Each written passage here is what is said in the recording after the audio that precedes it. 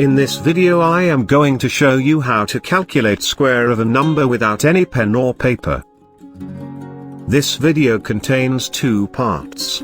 In the first part, I am going to show you how to calculate square of the numbers, whose last digit is 5. That is for the numbers like 25, 35, 75 etc. And in the second part, I will tell you how to calculate square of any other numbers. So let's start with the first part. Consider the number 25. Squaring means multiplying the number with itself. Now draw an imaginary line in between the two digits of the number.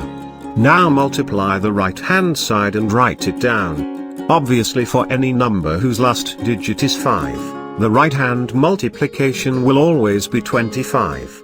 Now let's calculate the left-hand side. In this case you have to add 1 with any of the digit and multiply it with the previous one. And write it down. So the final result will be the desired answer, that is the square of 25. Let's see another example. Take the number 75. Multiply the right-hand side and it is always 25. Now add 1 with any of the digits in the left-hand side and multiply them. So 8 times 7 is 56. So the final answer is 5625. So this is how you can calculate square of any number whose last digit is 5. Now let's come to second part. This part is not so easy as the first one. Consider any number, say 42. Now you have to follow 4 steps to calculate square of any such numbers.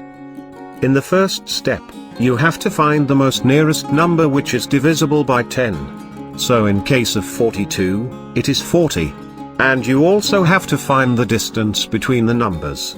So 42 minus 40 is equal to 2. Now come to step number 2. Add the distance with the number, of which you want to take square.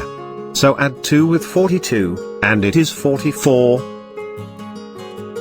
In the third step, take the square of the distance. Now the final step.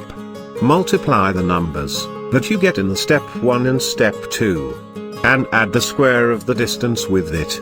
Now you may ask why it is easy.